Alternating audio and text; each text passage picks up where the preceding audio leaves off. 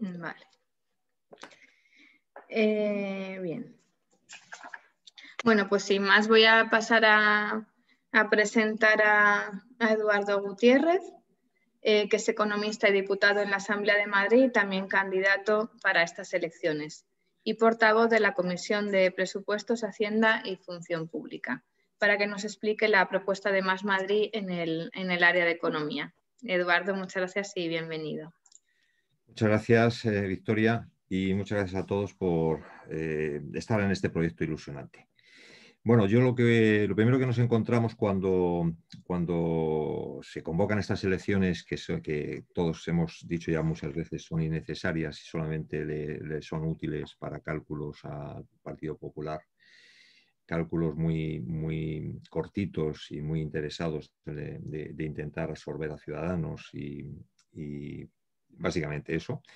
Pues cuando se presentan estas elecciones nos vemos en la necesidad de actualizar el programa, porque lógicamente un programa que habíamos presentado en el 2019 no tiene nada que ver con un programa para un contexto de una crisis económica tremenda, la crisis económica más grande de los últimos 80 años.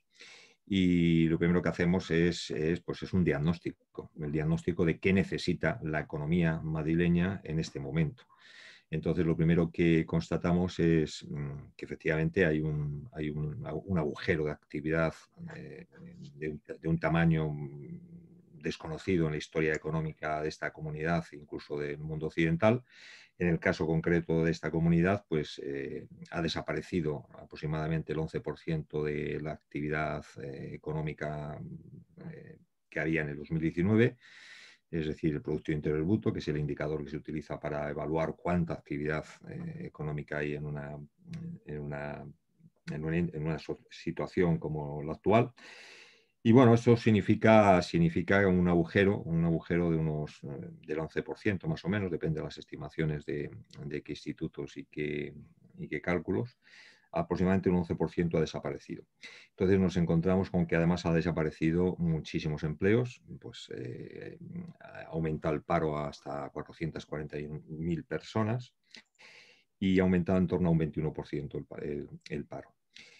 Entonces, lo primero que vemos es que la economía madrileña, aparte de tener rasgos y el tejido productivo madrileño, rasgos antiguos y estructurales, resultado de 26 años de gobiernos del Partido Popular, que a todos os sonará, pues muy especializada y apoyada en sector servicios y sobre todo en el sector turístico, muy poca industria.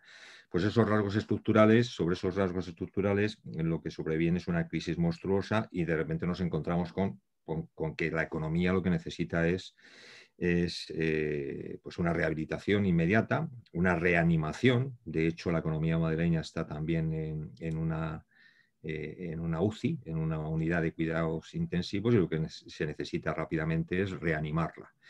Por eso, una vez que vemos qué es lo que se ha puesto encima de la mesa por parte del gobierno del Partido Popular a lo largo del último año, constatamos que el Partido Popular, de hecho, y los datos así lo confirman, se ha cruzado de brazos frente a la crisis económica, laboral, ya sabemos que también sanitaria, y se ha cruzado de brazos, lo podemos constatar por el hecho de que no ha puesto un volumen de ayudas equivalente al agujero económico y laboral que había en la comunidad económica, en la Comunidad de Madrid.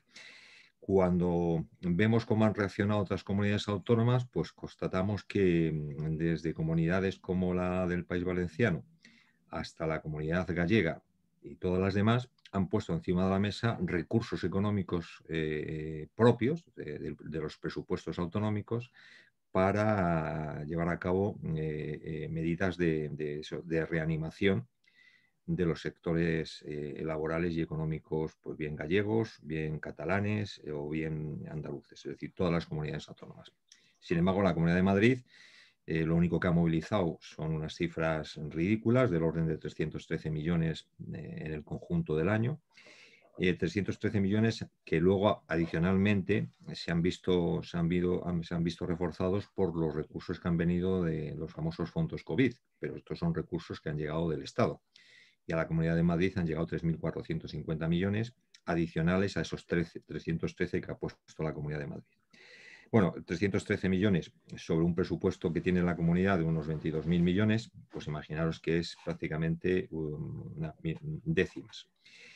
Décimas que además, cuando se comparan digamos, esos tampones de 313 millones frente a la pérdida de Producto Interior Bruto, que se calcula que ha sido de unos 22.000 millones en la Comunidad de Madrid, pues imaginaros, de hecho, el gobierno del señor Laschetti y del Partido Popular se han cruzado de brazos. Ellos lo saben, de hecho se vanaglorian de algo que es casi la prueba definitiva de que han mirado para otro lado y no han ido a socorrer a las familias, a las empresas, a las pymes y los comercios. Y se vanaglorian que han cerrado el ejercicio del año 2022 con el mismo déficit que tenían previsto antes de la pandemia. Es decir, que fijaros que había una previsión de déficit del menos 0,2 en enero del 2019 para el conjunto del 2020 y han terminado en 2020 con ese mismo nivel de déficit.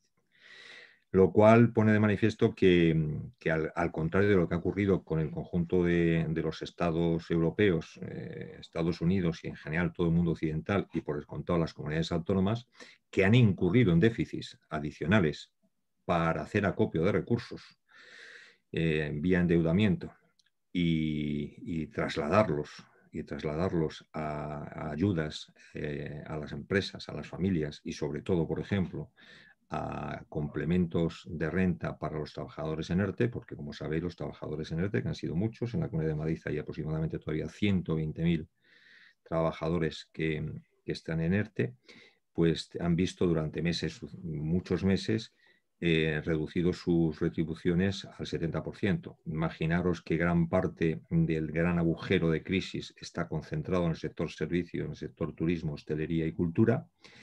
Ahí el porcentaje de trabajadores y trabajadoras que tienen salarios de 1.000, 1.200 euros es mayoritario.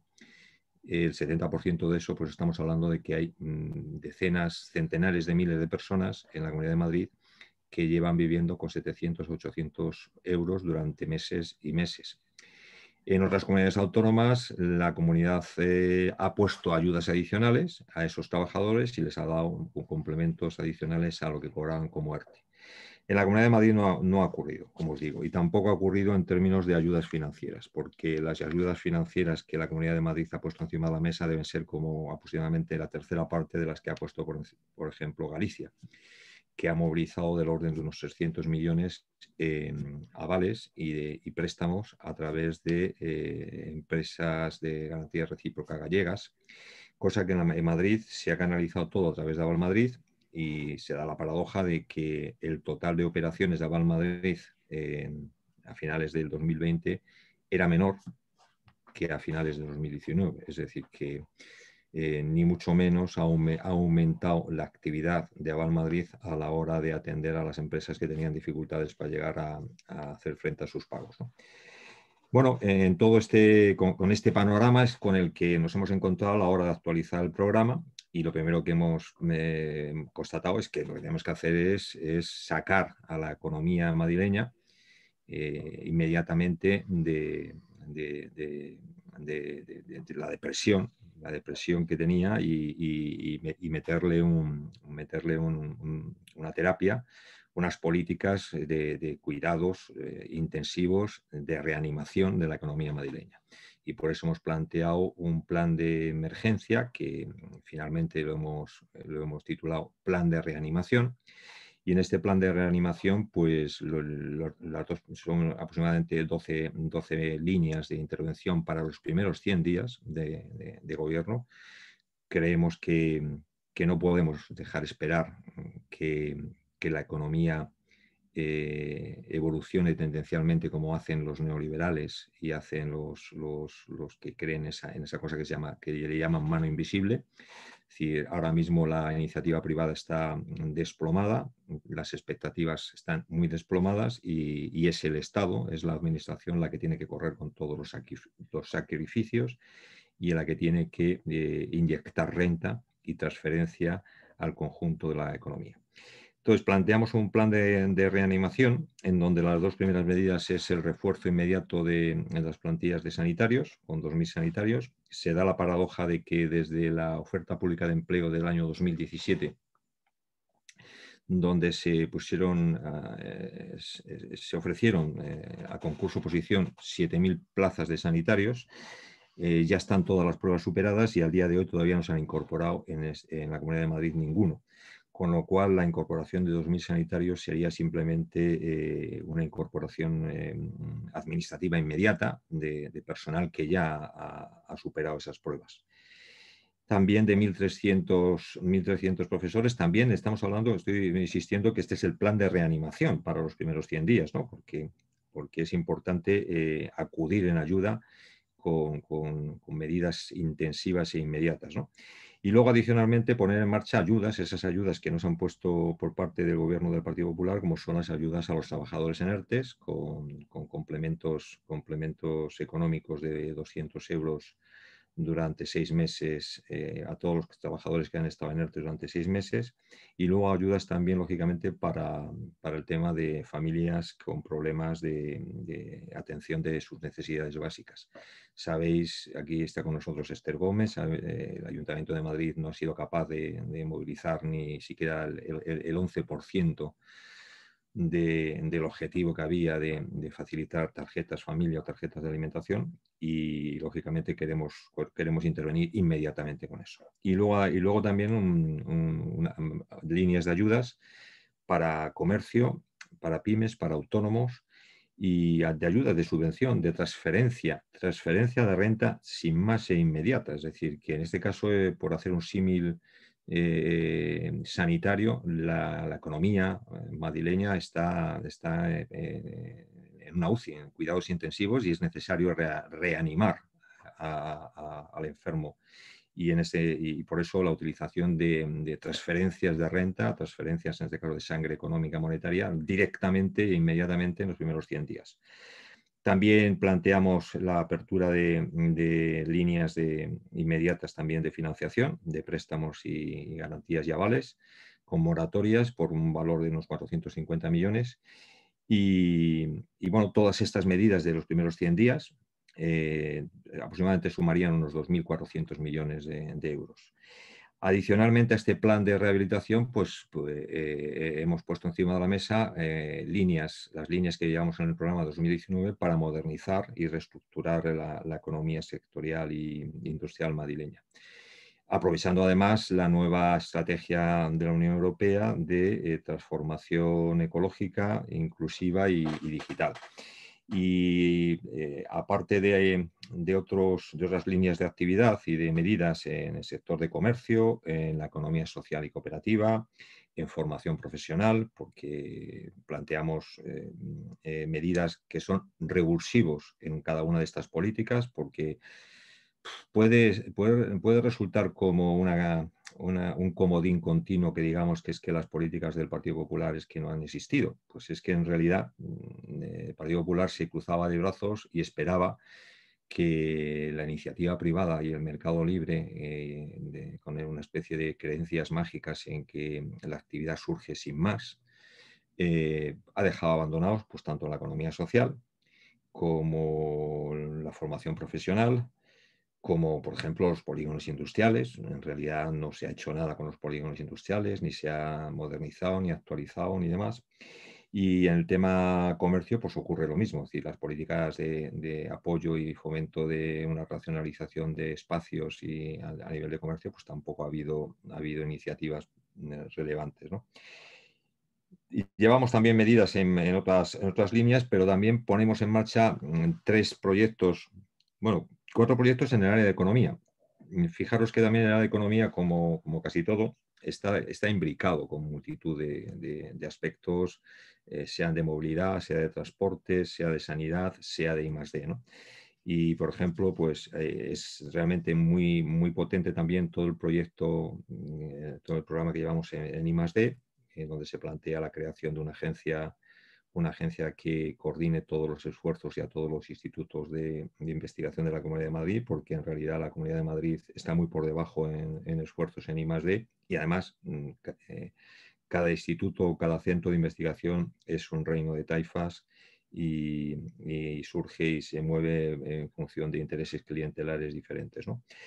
Pues llevamos además adicionalmente, porque queremos de aquí al 2023 dinamizar y empujar a la iniciativa privada en proyectos inmediatos, y es un plan de rehabilitación energética e inmobiliaria, donde empezamos por todos los edificios públicos fundamentalmente educativos y sanitarios, pero fundamentalmente educativos, y luego a continuación ya en el 2022 incorporamos viviendas privadas a la rehabilitación energética, y hemos estimado que desde el 2021 hasta el 2023 podríamos tener un objetivo de unas 50.000 viviendas con intervención de rehabilitación energética de diferente grado. Hay algunas rehabilitaciones energéticas básicas y otras bastante más intensivas. Y pues aproximando qué impactos económicos podría tener esto en términos de empleo, pues nos salen en el torno de los 79.000, 75.000, 80.000 empleos año. Empleos año completo, pero para el trienio. Al final de 2023 podríamos tener unos 80.000 empleos adicionales, ¿no? Y luego también vamos a presentar el día 30 de abril en Orcasitas, en la Fundación Iniciativas al Sur, un proyecto tractor de un polo de automoción eléctrica en el sur de Madrid. No tanto de fabricación de coches eléctricos, porque eso en realidad está muy centralizado en términos de la industria automovilística, pero sí un centro, un ecosistema de reconversión, reciclaje y reutilización de las baterías de los coches eléctricos, que a partir de una cierto uso pierden tensión y entonces ya no pueden ser, no son útiles en automoción, pero sí pueden serlo en otros. Y además también convocando ahí pues a muchos fabricantes, institutos de investigación madrileños, convocando a las universidades, y planteamos pues crear un ecosistema que, como digo, vamos a presentar el día 30 en la Fundación Iniciativas al Sur, para intentar dinamizar proyectos en un ecosistema de economía circular, de baterías y de materiales y componentes de automoción que sea un germen de un sector de actividad que es el que debe crecer en la Comunidad de Madrid en los próximos años, y que la labor que tiene, que esto es básicamente la idea básica que tenemos en el programa, es que la administración no se puede quedar cruzada esperando que ocurran las cosas, sino que la administración lo que tiene que hacer es empujar, estimular, y en el caso de que la iniciativa privada esté con expectativas deprimidas, incluso correr con riesgos que, llegado un momento, cuando el sector y la actividad esté madura, pues puede ser, tener ya un nivel de madurez el sector industrial, que no haga falta que el sector público esté empujando, ¿no?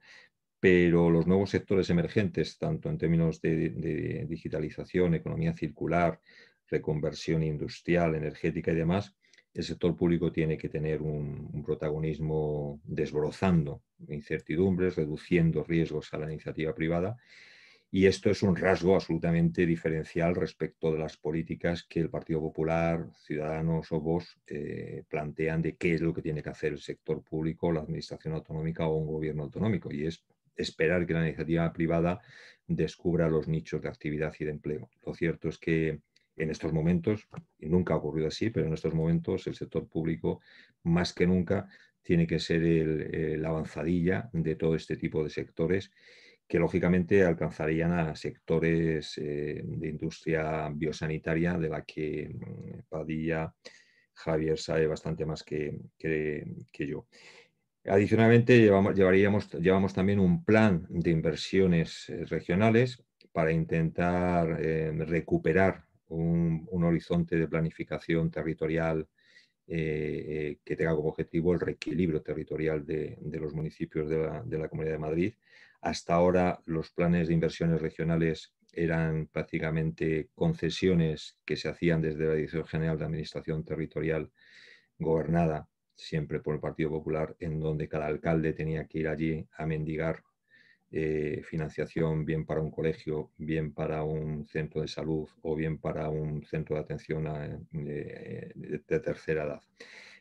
Queremos plantear un plan de inversiones regionales.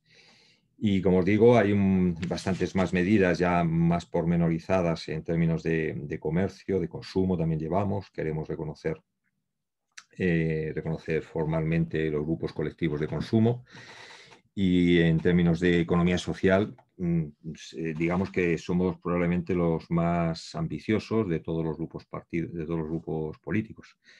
Ayer tuvimos un encuentro en el Círculo de Bellas Artes hablando de economía social y cooperativa, y de hecho, pues los que llevamos las medidas más precisas y concretas de qué hacer y de qué pretendemos hacer, pues somos nosotros, porque creemos que tenemos que potenciar muchísimo la economía social y solidaria, y además tenemos que potenciarla no solamente con normativas, sino con actos públicos continuos y recurrentes. Y me refiero básicamente a utilizar la compra pública bien municipal, donde los anteriores compañeros que gobernaron la comunidad en el Ayuntamiento de Madrid fueron la vanguardia en la incorporación de cláusulas sociales e inclusivas.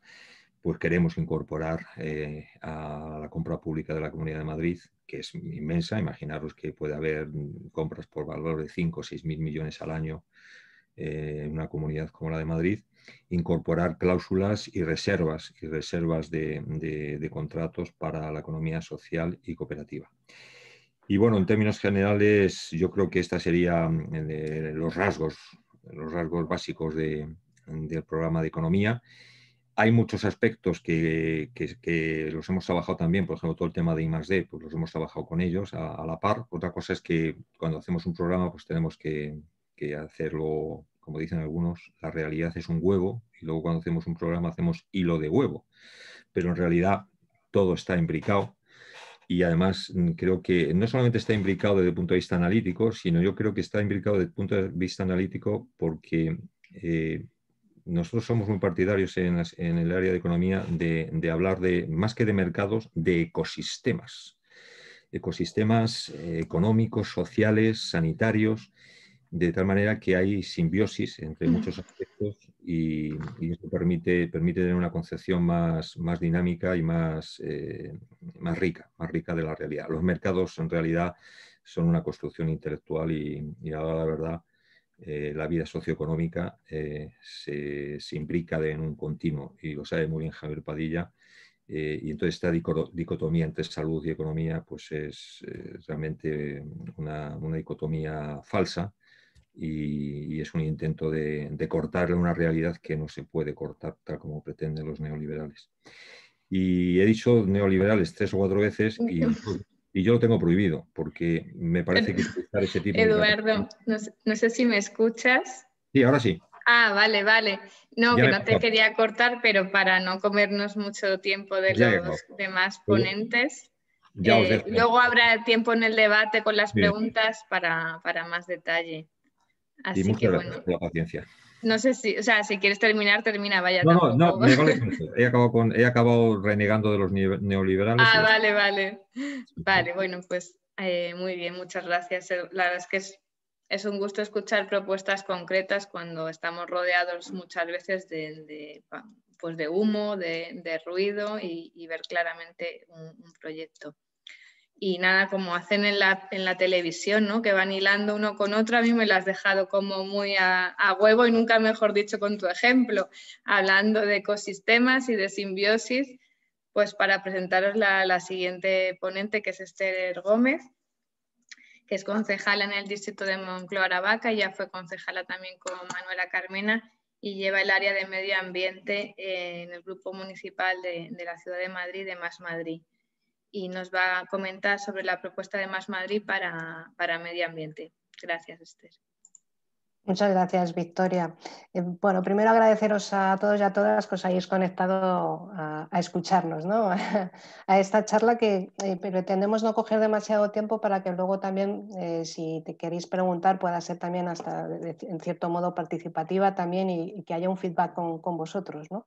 Y con vosotras. Bueno, es un honor para mí hacer aquí cuarteto, primero con Victoria y luego también, por supuesto, con Eduardo y con Javier, ¿no?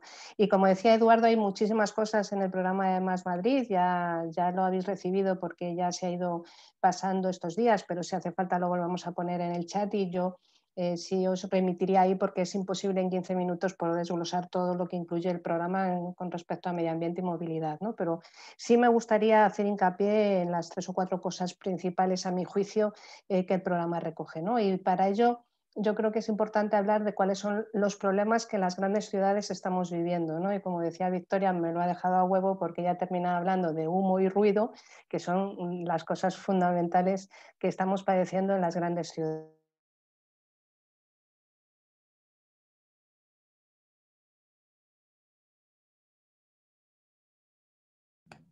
Se le ha marchado la señal. Sí. La verdadera pandemia del siglo XXI que vamos a vivir en las grandes ciudades. Además, una de las previsiones que hace la Organización de Naciones Unidas es que aproximadamente en unos 15 o 20 años el 70% de la población mundial, que se dice pronto, va a vivir en zonas urbanas, con lo cual tenemos un problema muy importante en cómo diseñamos esas zonas urbanas para que realmente sean espacios saludables y vivibles, ¿no? Y la contaminación al final es un problema de salud pública fundamental. Muere más gente por contaminación que por accidentes de tráfico. Y yo creo que eso es algo que no se nos debe escapar, ¿no? Decía que junto con la contaminación está el cambio climático y que aunque son efectos distintos, tienen raíces comunes que no dejan de ser principalmente los contaminantes que emiten los vehículos, ¿no? Para que os hagáis una idea, el 80% además del espacio público de las grandes ciudades, en este caso de Madrid, está ocupado por el vehículo privado cuando solamente supone el 30% de los desplazamientos en cuestiones de movilidad. Entonces es una barbaridad lo que está ocurriendo. Y dentro de, como hablaba, de los efectos de contaminación que los coches emiten a la atmósfera, estamos hablando de que hay pequeñas partículas, o sea, los coches emiten distintas sustancias, dióxido de carbono, que es el que afecta en cuanto respecto al cambio climático por la aportación que hace al efecto invernadero de la atmósfera, dióxido de carbono, he dicho, sí, dióxido de carbono, CO2, perdón, que ya me estoy liando, dióxido de nitrógeno, que es otro de los componentes fundamentales que además se miden dentro de la ciudad, en las distintas estaciones que tenemos puestas en la ciudad de Madrid, en el municipio de Madrid, y un estudio muy reciente, además publicado en una revista científica de alto prestigio, indicaba que de 1000 ciudades estudiadas a nivel europeo, Madrid estaba a la cabeza el número de muertes por contaminación debidas al dióxido de nitrógeno. O sea, es brutal el de lo que estamos hablando. Pero luego hay otras partículas más chiquititas que son las que se llaman PM2,5, que son unas partículas que atraviesan los pulmones cuando respiramos, pasan al torrente sanguíneo, esto seguramente Javier lo puede explicar mejor, y llega a todos los órganos del cuerpo, ¿no? ¿Y eso qué provoca? Pues que finalmente estamos hablando de que los problemas de la contaminación que emiten los coches finalmente provoquen problemas en la salud que no solamente son problemas de respiración, o sea, problemas pulmonares, sino son cardiovasculares, pero también son cognitivos, está relacionado con un corto desarrollo o lento desarrollo cognitivo de los niños y de las niñas, problemas de ictus también en los mayores, es decir, hay un abanico de problemas de salud muy importante relacionado con el uso que hacemos de los coches en las grandes ciudades.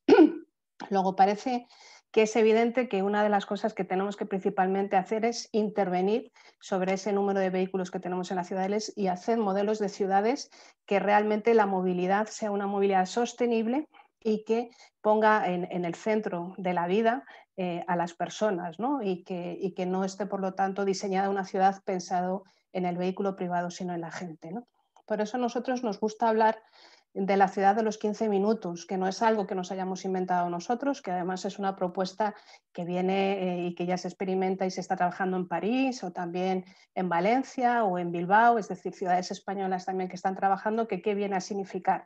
Pues que tengamos al alcance de 15 minutos andando o en bicicleta el principal acceso a las dotaciones fundamentales, ¿no? Que tengamos a 15 minutos como máximo nuestros centros de salud y nuestros centros de ocio, de trabajo, es decir, que lo tengamos todo lo suficientemente cerca como para cambiar lo que es el paradigma de la movilidad en las grandes ciudades y podamos ir hacia una ciudad más sostenible, ¿no? La movilidad sostenible se basa principalmente en 3 patas, ¿no? Que es los traslados a pie, como estábamos diciendo, los traslados en bicicleta y el transporte público y el impulso y la mejora del transporte público. Eso es principalmente donde hay que invertir y donde es importante que se centren las políticas, ¿no? Es un poco en cuanto al modelo de movilidad de las ciudades. Insisto, estoy dando pinceladas así muy por encima, pero si queréis que ahonde en alguna cosa más, luego en las preguntas podemos abordarlo.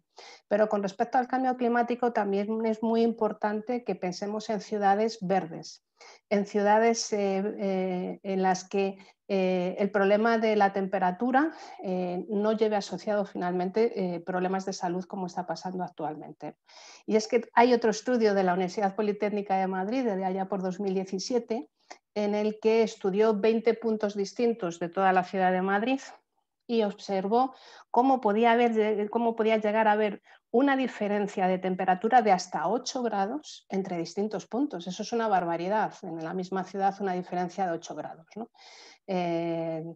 Deciros para vuestra tranquilidad, como la mayoría sois espectadores del distrito de Moncloa-Aravaca, que las zonas que en ese estudio eran las más calurosas eran la zona de Embajadores, La Chopera, y las zonas menos calurosas eran Aravaca. Así que felicidades a los aravaqueños y a las aravaqueñas que nos estéis escuchando.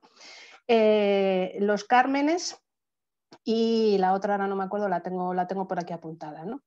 Pero es que además cuando se paraba uno a ver ya no solamente el tema de la temperatura con respecto, por lo tanto, a cuál es la cantidad de zona verde que tienes en el alrededor, porque una de las cosas que también se vieron es cómo hacía el Parque del Retiro como un importante espacio de controlador y de termorregulador de las diferencias de temperatura en la ciudad, ¿no? Que no solamente afecta al mismo parque, sino a cientos de metros en el entorno. Luego nos están dando una pista de qué es lo que tenemos que hacer, ¿no? Aumentar nuestros espacios verdes, aumentar esas zonas que necesitamos para estar, para poder pasear y para que aumente también el oxígeno en el entorno que estamos respirando y poder combatir lo que se llama, los expertos llaman a estos fenómenos las islas de calor que se producen dentro del ámbito urbano, ¿no?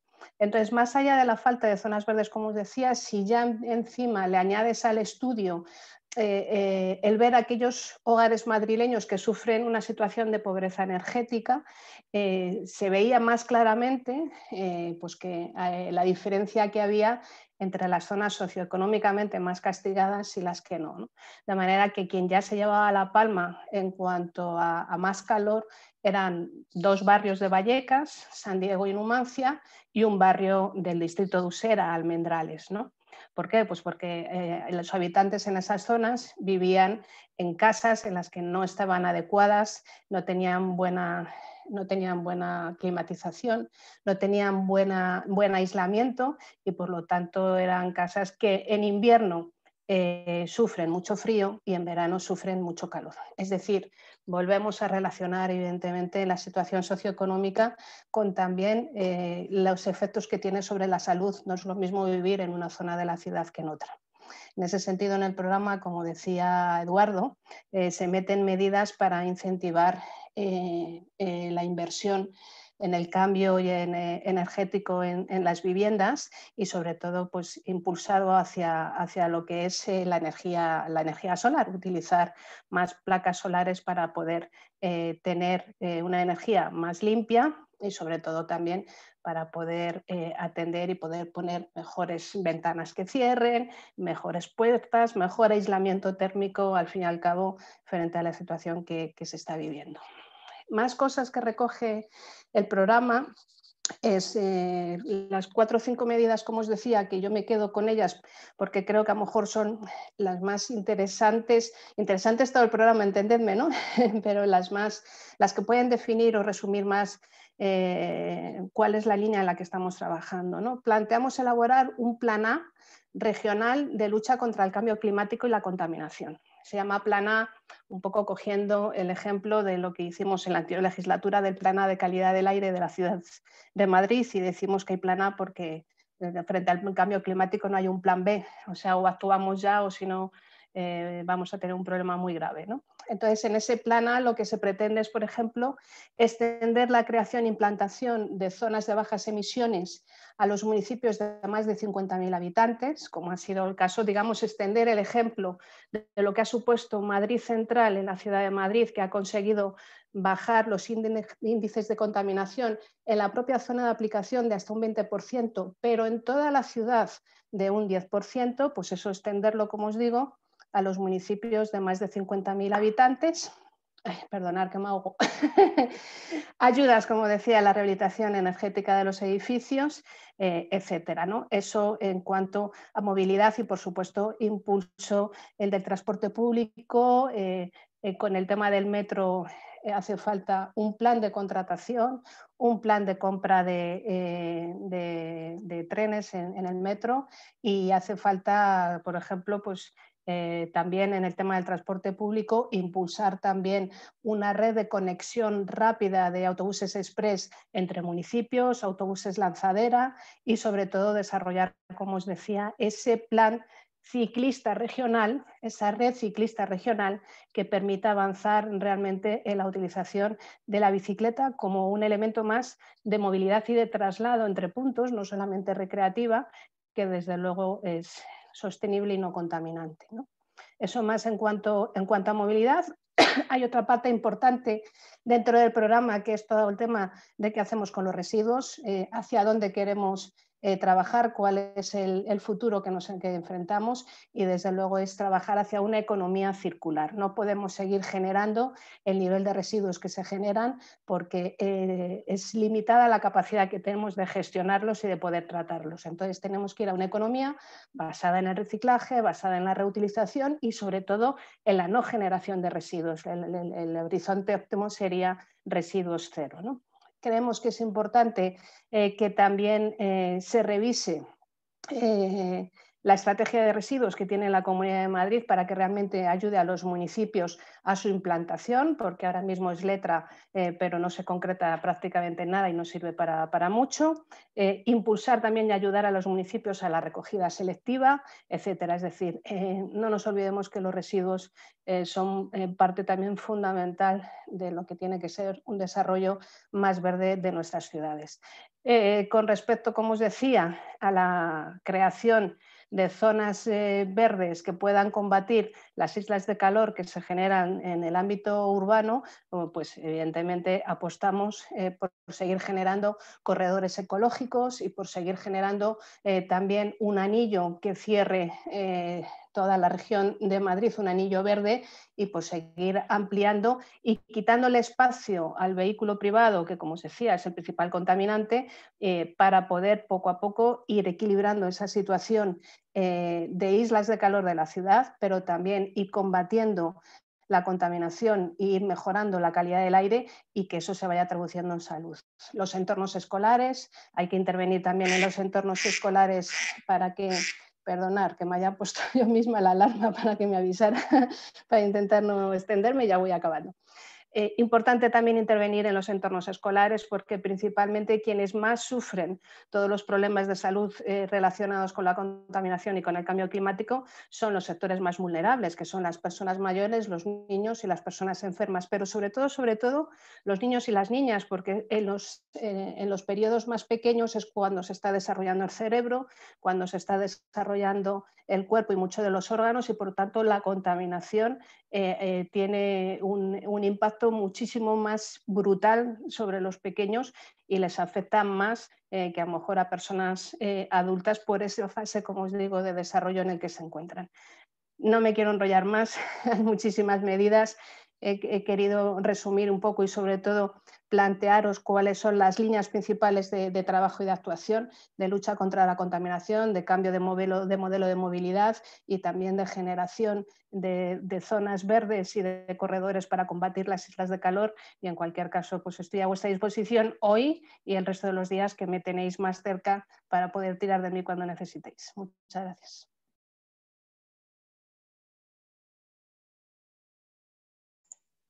Muchas gracias, Esther, por tu intervención. Nos comentaba Manuel, que es un compañero también de Aravaca, que claro que en Aravaca, como dice, se junta, que también tienen numerosas zonas verdes. Entonces no es de extrañar que, como dices, pues tengan una temperatura un poquito... Una cosilla que se me olvida, que creo que es importante, ¿no? Es que son tantas cosas las que hay que contar. El PP, sin embargo, las propuestas que hacen no es la de cambio de modelo de ciudad, sino de seguir planteando una ciudad que sigue estando llena de coches. Y una de las cosas que creo que es importante, además que conozcáis, si no conocéis, chicos que me estáis escuchando, sobre todo de Aravaca, es que una de las cosas que ha metido Ayuso otra vez en campaña y que además fue una de las cosas que anunció hace relativamente poco, es que pretende realizar una modificación de la M500 ampliando un carril para, en teoría, según ella, combatir la congestión y que lo único que va a provocar es mayor entrada de vehículos en la ciudad de Madrid. Y ojo, la M500 es paralela a Casa de Campo. Entonces, ¿esto qué significa? ¿Que le va a quitar un cacho a la Casa de Campo o de qué estamos hablando? Es decir, una auténtica barbaridad el modelo y la política que está llevando el Partido Popular en este tema, que no me he metido por la falta de tiempo, pero que si queréis en las preguntas podemos desarrollar. Vale, gracias. Las preguntas os recuerdo que las podéis ir enviando al chat para luego preguntarlas. Al ser un formato virtual, pues es como más frío que el otro presencial que tuvimos en Aravaca, pero que os sintáis cómodos en enviar todas las preguntas que queráis al chat para luego intentar que también podáis participar con la cámara y tal. Y bueno, yo no es que sé que soy la moderadora, pero no me puedo resistir sobre esto a comentar también el proyecto de macroparking que quieren hacer en Aravaca. Eso es a nivel municipal, pero bueno, que está todo relacionado y desde el grupo de vocales y bueno, de la Asamblea de Moncloa Aravaca de Más Madrid, pues estamos también junto con los vecinos. No quieren ese macroparking de 5 plantas y bueno, quieren otro modelo para su barrio. Pero bueno, este es un pequeño inciso, es que no lo he podido evitar. Bueno, pues pasamos ahora a hablar con Javier Padilla, que es médico de familia y candidato a la Asamblea de Madrid y también es autor del libro de ¿A quién vamos a dejar morir? Y coautor de Epidemiocracia. Muchas gracias, Javier. Pues nada, muchas gracias a vosotras. Hay un placer compartir también mesa con Victoria, Eduardo y con Esther, que la última vez que compartí un acto con ella fue mi boda. Así que es cuanto menos singular. Cuando hay elecciones, la gente que nos dedicamos al tema de las políticas de salud siempre solemos decir que nuestra materia es una materia muy de nicho, ¿no? Porque no suele aparecer en los debates, casi nadie puede prestarle demasiada atención, pero claro, estamos ahora de repente en una circunstancia coyuntural en la cual parece que las políticas de salud son un aspecto central, tanto que el debate que tiene hoy Mónica, hay un bloque específico sobre retos sanitarios, ¿no? Entonces, bueno, por empezar un poquito, voy primero a plantear un poquito el escenario en el que estamos, ¿no? Y luego, pues, algunas de las medidas principales, ¿no? que llevamos en el programa. El escenario en el que estamos es en el de una Comunidad de Madrid que en términos de salud se caracteriza por la desigualdad y la segregación, ¿no? Hablamos mucho de que Madrid tiene una de las esperanzas de vida más largas, ¿no? más altas del mundo, pero hablamos muy poco de que esa esperanza de vida no se distribuye de forma equitativa, de forma que hay diferencias hasta 10 años entre las regiones, entre las zonas de Madrid más ricas y las zonas más pobres, ¿no? Además, la población de Madrid vive muchos años, pero muchos de los años que vive los vive con enfermedad, ¿no? Es lo que llamamos la esperanza de vida saludable. Estamos a la cabeza de Europa y a la cabeza del mundo en años de vida vividos, pero no estamos a la cabeza de Europa ni del mundo en vida en esos años que vivimos, ¿no? Y eso está muy relacionado con de qué manera se vive y con esa desigualdad de la que hablábamos, ¿no? En Madrid, y ya más en términos más sanitarios, tenemos el gasto sanitario más bajo del conjunto del Estado español como porcentaje del Producto Interior Bruto. Tiene un 3,7 frente al 5,6 del conjunto de la media de España. Tenemos el segundo gasto sanitario más bajo como euros por habitante y además también tenemos el gasto sanitario más bajo en atención primaria, ¿no? Tenemos un sistema sanitario que yo en ocasiones he definido como si fuera el Ferrari en la puerta de la chabola, ¿no? O sea, un sistema sanitario en el cual los aspectos centrales del sistema sanitario, como deberían ser la atención primaria, la salud pública, la atención sanitaria en centros sociosanitarios, etcétera, etcétera, está de una forma muy precaria y sin embargo tenemos grandísimas unidades de referencia que vienen de todas partes de España para ser atendidos, ¿no? Entonces, esas unidades de referencia, tenemos unidades muy buenas, pero sin embargo, donde se da la atención a la gran mayoría de la población del 90% de sus problemas de salud, atraviesa grandes problemas y además atraviesa déficits estructurales muy importantes de larga evolución, ¿no? Entonces, dentro de esta circunstancia de una región con una distribución de la salud muy desigual y con unos servicios públicos sanitarios muy precarios, sobre todo pensados dentro del conjunto del Estado español, llega una pandemia. Y llega una pandemia que en teoría debería ser afrontada de forma principal con políticas de salud pública. Pero llega a una comunidad en la cual durante unos años no hubo ni siquiera una Dirección General de Salud Pública porque se consideraba que no era una cosa que necesitara un entramado institucional determinado e independiente, y cuando se volvió a restituir hace unos años ha ido disminuyendo el gasto en personal dentro de esa Dirección General, ¿no? De forma que llega y la parte con la que teníamos que dar respuesta a la pandemia la tenemos totalmente desmontada. Esto se traduce en muchas cosas. Esto se traduce con que tenemos el mayor exceso de mortalidad del conjunto del Estado, principalmente en la primera ola, pero la segunda ola también estamos en el top 5, top 6 de las de mayor mortalidad. Se traduce en que, a pesar de tener una población bastante joven, somos la quinta comunidad con menos porcentaje de población mayor de 65 años, la mortalidad global para una enfermedad que sobre todo se muere, o sea, el principal factor de riesgo de mortalidad es la edad. A pesar de eso, estamos en los puestos de cabeza. Hemos tenido en las residencias el mayor punto débil, cuando encima las residencias debía ser uno de los lugares donde cumplir aquello de que las instituciones tienen que estar para proteger a las personas más vulnerables, ¿no? De hecho, pues bueno, tenemos un 57% de exceso de mortalidad comparado con la mortalidad que sería esperable en función al número de residentes que tenemos. Y además lo tenemos dentro de unas políticas que ha hecho la Comunidad de Madrid que, desde mi punto de vista, han ido muy encaminadas al desprestigio de lo público. En la primera ola, y me explico, en la primera ola fueron los hospitales públicos y los centros de salud los que intentaron atender y contener toda aquella gran oleada que nos llegaba, intentaron atenderla y contenerla de la mejor manera, pero se intentó que capitalizara esa imagen pública de éxito el hospital de IFEMA. En la segunda ola, las políticas de salud pública para contención de la transmisión debían haber sido las que fueran las protagonistas del trabajo de la institución pública, pero se inventaron el confinamiento por zonas básicas de salud, que, como bien definió un periodista del País, son una especie de estado mental, ¿no? En el cual nadie sabe muy bien qué hay que cumplir, pero eso se aplica y se va aplicando casi como si fuera una especie de performance. Habría que meterlo más en las políticas culturales que en las políticas sanitarias. En la tercera ola, que se supone que lo que teníamos que haber hecho era conseguir que los servicios públicos pudieran compatibilizar la asistencia a las personas con COVID con la asistencia a todo aquello que no es COVID, pero que ya no aguantaba más, lo que hicieron fue inventarse un spin-off, ¿no? Una especie de derivado de la asistencia sanitaria, que era el Hospital Isabel Zendal, con todos los componentes, además de las políticas públicas del Partido Popular relacionadas con el ladrillo, con la contratación a empresas amigas, etcétera, etcétera.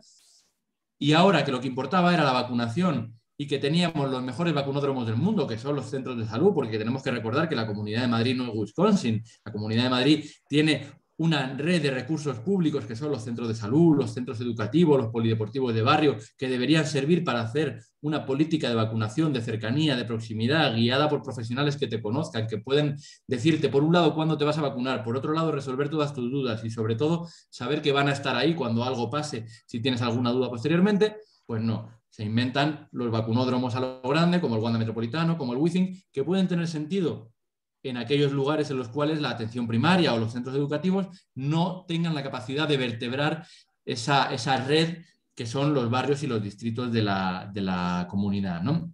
Entonces, esa es la situación que hemos tenido, y ante ese desprestigio, digamos, de lo público en las políticas de la pandemia, nosotros lo que proponemos es intentar trascender el marco de la pandemia, empezando por la que es la mejor de las políticas económicas a día de hoy, que es vacunar.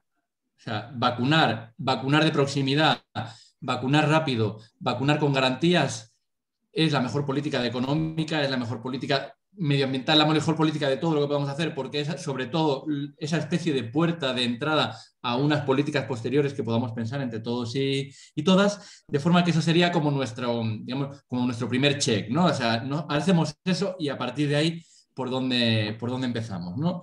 Bueno, nosotros pensamos que el modelo de sistema sanitario que nosotros defendemos es un modelo fuertemente primarista, es un modelo que piensa que si el 80% de la asistencia sanitaria, de los problemas de salud, se resuelven en la atención primaria tiene que recibir algo más que el 10, 11, 12% del gasto sanitario, de forma que defendemos un incremento hasta llegar al 20%.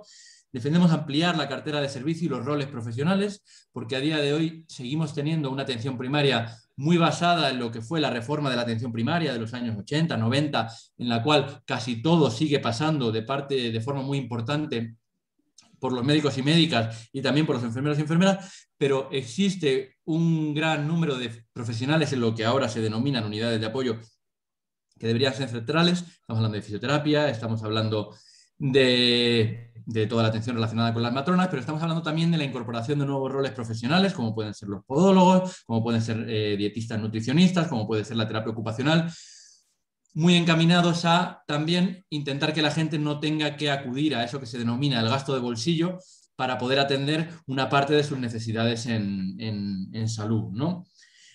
Defendemos también la necesidad de que la atención primaria y el sistema sanitario en su conjunto genere entornos en los cuales los profesionales quieran trabajar. O sea, a día de hoy nos vemos con problemas para poder retener a todos los profesionales que se forman dentro del sistema sanitario público en la Comunidad de Madrid, porque la gente no se quiere quedar a trabajar en lugares en los cuales las condiciones de trabajo lo que vienen haciendo es echarles, ¿no?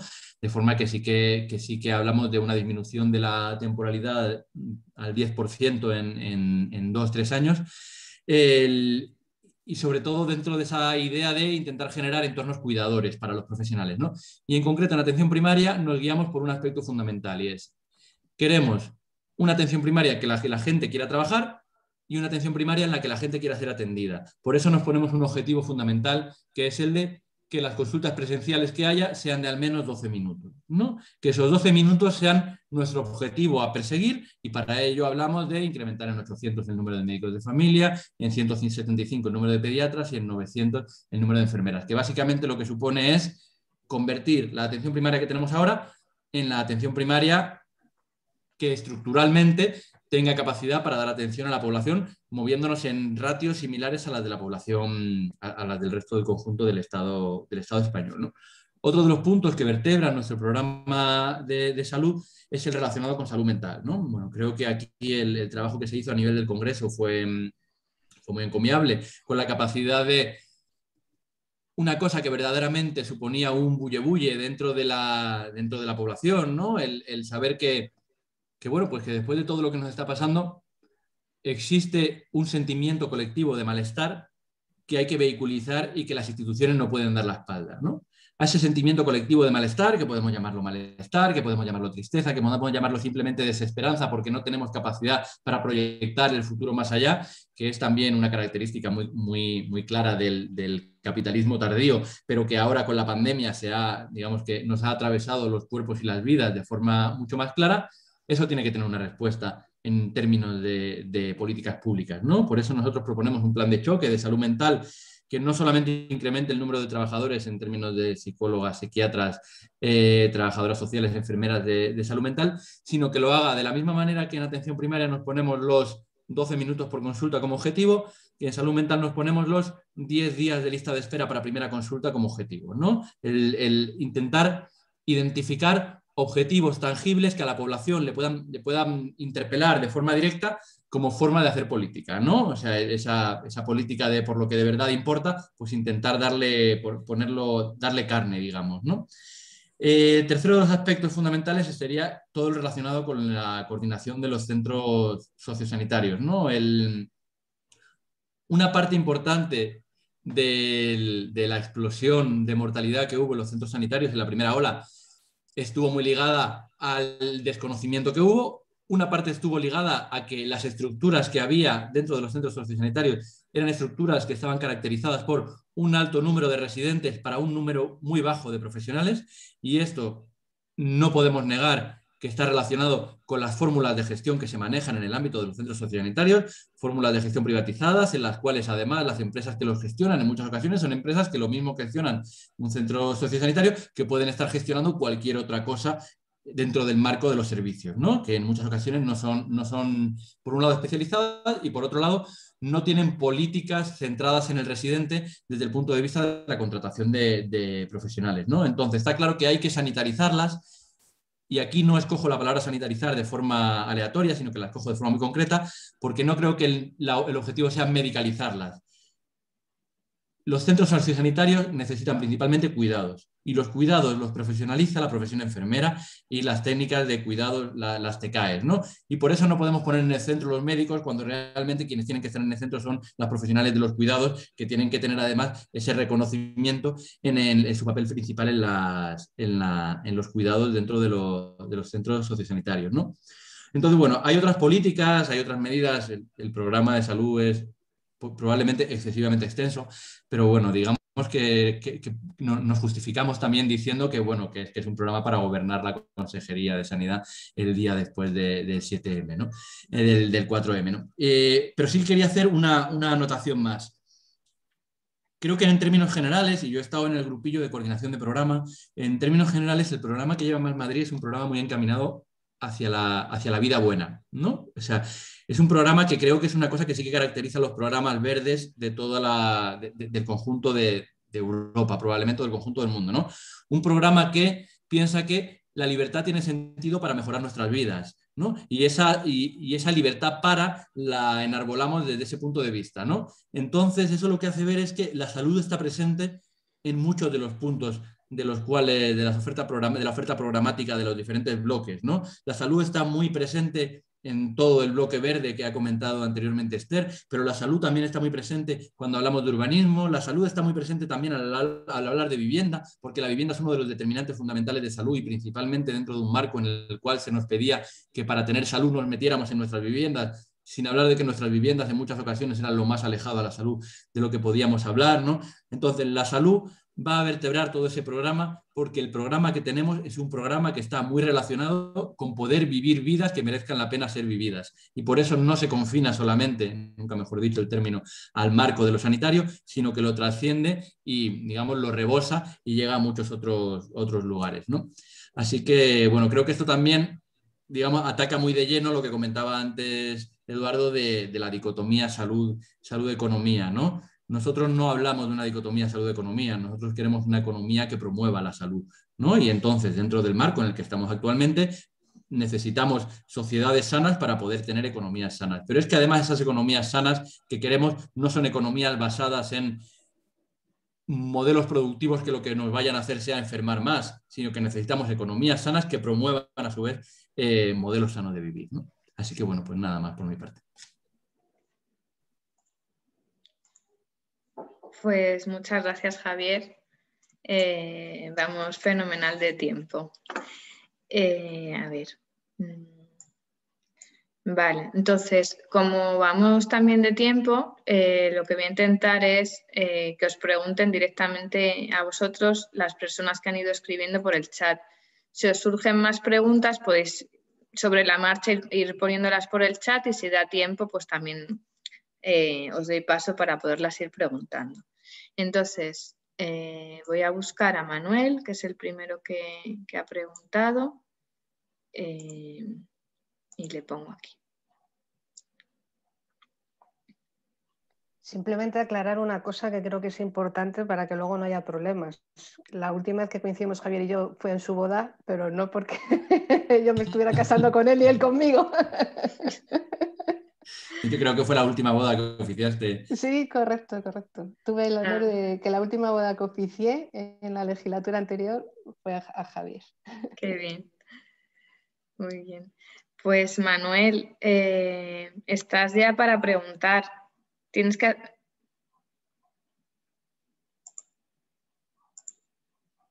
¿Me oyes, Manuel?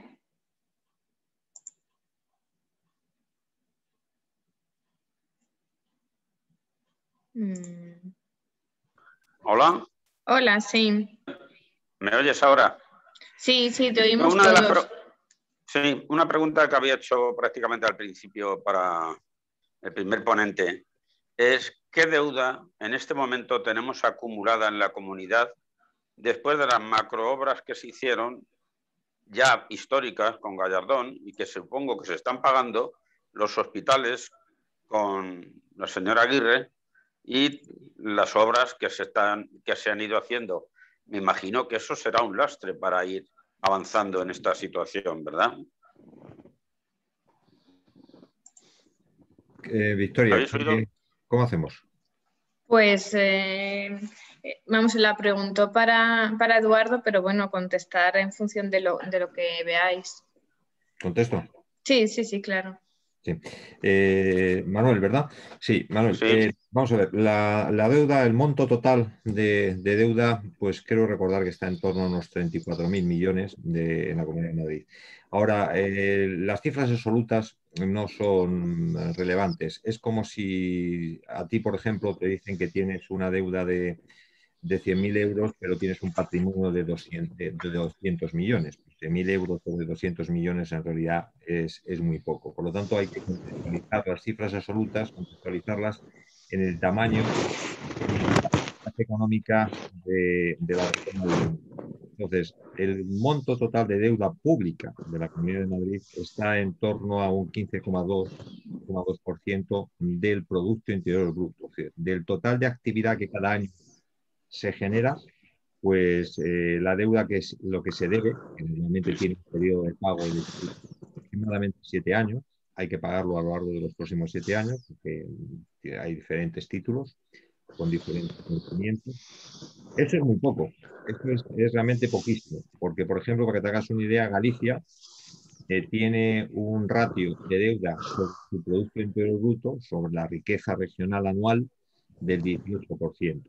Si la Comunidad de Madrid pasase de tener, en lugar de un 15%, un 18%, pues podríamos disponer ahora mismo de unos 6.000 millones de créditos para poder utilizarlos en hacer inversiones que son necesarias en tipo de transportes, educativas, sanitarias, industriales, de investigación.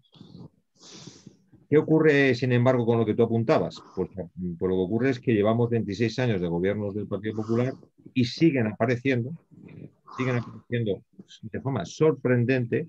Lo digo sorprendente porque incumpliendo una normativa contable y presupuestaria, aparecen de un año para otro o bien sentencias de asuntos turbios y corruptos de épocas de Esperanza Aguirre, o bien deudas de los convenios público-privados que se han puesto en marcha para la creación de hospitales bajo concesión administrativa y construcción privada, y luego administración.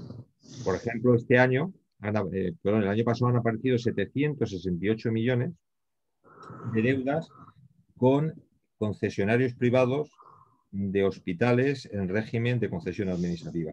Es decir, que a lo que tú apuntabas, es decir, ¿hay todavía deuda oculta que no ha aparecido en las cuentas de la Comunidad de Madrid y que procede de operaciones muy turbias, muy poco legales, que han torcido la ley en el pasado, en la época de Esperanza Aguirre, de Ignacio González y Fuentes, sobre todo, pero sobre todo Esperanza Aguirre? Sí, sí. Sigue habiendo deudas que aparecen y afloran. De hecho, yo pronostico que gran parte de los fondos COVID que han llegado a Madrid han sido empleados para pagar deudas de los años 2015 y 2016 en lugar de utilizarlos para paliar los problemas de la crisis sanitaria y social que hemos vivido y que estamos viviendo todavía. O sea que no es malo el nivel de deuda. De hecho, si gobernamos y de lo que a mí dependa, incurriremos en más deuda, pero deuda no para pagar deudas a empresarios privados, sino deudas para poder hacer inversiones que son imprescindibles en la Comunidad de Madrid. Y sí que hay una parte, como dices tú, de todos los periodos de corrupción del pasado que todavía afloran anualmente. Una cosilla puedo añadir. Sí, sí, claro. Muy rápida, lo juro. Manuel, la parte que tú preguntabas del tema de la M30 y de las obras de Gallardón, eso es ámbito municipal, no autonómico. Entonces, solamente comentaros, bueno, lo que ya hemos hablado otras veces, el otro día Marta en el Pleno también lo decía, en la época anterior del gobierno de Manuela Carmena rebajamos la deuda que nos encontramos en el ayuntamiento en un 54%, mientras que subíamos el gasto social en un 70% y dejamos más de 1.000 millones de euros de superávit, cosa que, por ejemplo, la Comunidad de Madrid no tiene. La Comunidad de Madrid está en déficit, no en superávit, ¿no? Entonces, bueno, pues esas son las cifras que nosotros conseguimos con una gestión enfocada socialmente y en defensa de lo público en la anterior legislatura en el ayuntamiento frente a lo que sigue haciendo la comunidad. Que, como dice Eduardo, endeudarse no está mal. El problema es que endeudarte ¿para qué? Claro, ese es el tema, ¿no? Pero, ¿para qué y con quién? ¿Para qué y con quién, por supuesto, ¿no? Entonces, esa es la historia. Por eso digo, y es importante asociarlo, que el 54% de bajada de la deuda venía asociado con un aumento del 70% del gasto social, para que quedara claro que no se quitó ni un euro de invertir en gasto social para pagar la deuda y para ir quitando los compromisos y las ataduras que teníamos con los bancos. Perdonad ya. Muy bien, gracias. Muchas gracias. No sé si, Manuel, querías hacer la otra pregunta, pero así rápida. O... No, vamos a dar paso porque o la aglutinas vale. tú. La aglutinas tú luego, ¿vale? No, bueno, si quieres pregúntala, pero la contestamos rápido, no hay problema. Sigue porque hay poco tiempo ya. Vale, vale, tranquilo. Bueno, pues vamos a ver. A ver, ahora vamos a dar paso. Parezco yo de estos de cámara 1, cámara 2. A ver, a Guillermo.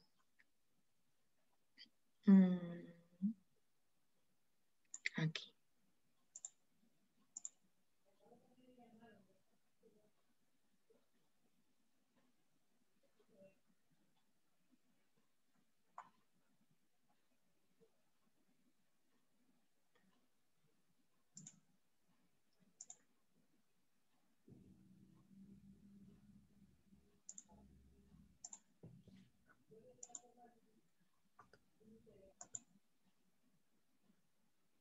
Pues no sé por qué no me deja ascenderle a panelista.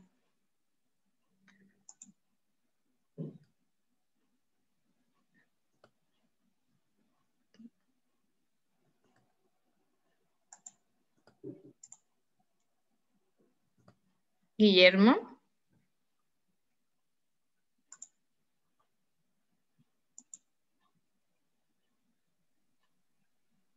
No nos sale como panelista. Ya, no sé, me dice que sí, pero bueno, pues a ver.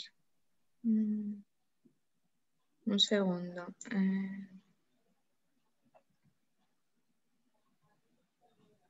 Pues es que ahora no me sale ni como espectador ni panelista. O sea, no sé si le...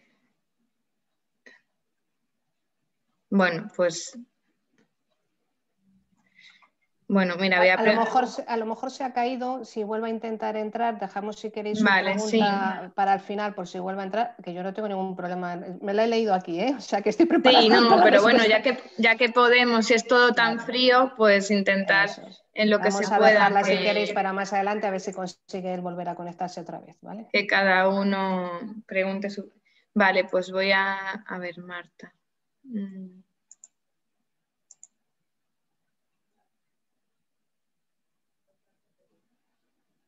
Vale. Pues Marta, si puedes preguntar. Sí, me ha escapado la pregunta en el chat, a ver si ahora la recupero.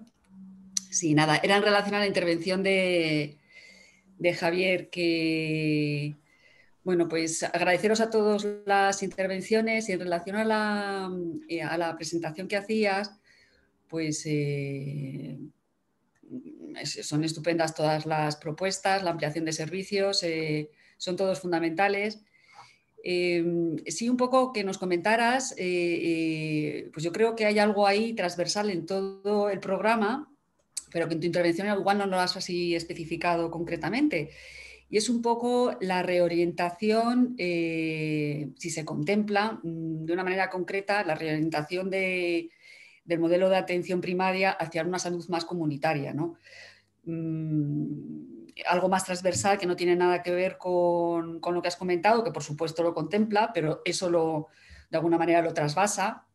Y también en ese sentido, pues, ¿qué profesionales pues, serían necesarios para ese trabajo, ¿no? Porque, bueno, pues está claro que podólogos, terapeutas de todo tipo hacen falta, pero para todo este trabajo de orientación comunitaria, trabajadores sociales, animadores, que muchas veces pues estamos de acuerdo con que lo comunitario es importante y que hay que trabajarlo, pero luego no se dota de recursos, ¿no? Y que como que la reorientación se va a dar sola y que es una cuestión más de principios que luego de programas concretos y de recursos, pues sí que me gustaría que dieras una pincelada pues hablando de este tema, más de este tema como aspecto concreto de esta nueva reorientación, que yo creo que es una cosa importante dentro del programa.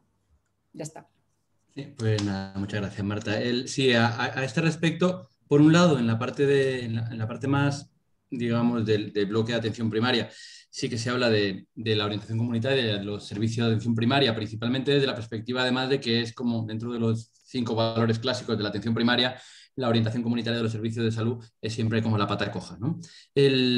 Para esa pata coja hablamos de que no basta solamente con impulsar los foros de participación en los cuales los servicios sanitarios son uno de los actores, pero son un actor periférico, no un actor central, sino que sobre todo hay que hacer que haya profesionales con tiempo, o sea, que no sea una cosa dejada al voluntarismo de profesionales concretos, sino que eso tenga digamos, sea una cosa palpable con tiempo en las agendas, por decirlo de alguna manera. Pero en el aspecto en el que más se desarrolla es en el bloque relacionado con salud pública, ¿vale? La salud pública se da la mano con la atención primaria en lo que denominamos salud comunitaria, ¿no? Y la salud comunitaria tiene como diferentes escenarios de juego, por decirlo de alguna manera, ¿no?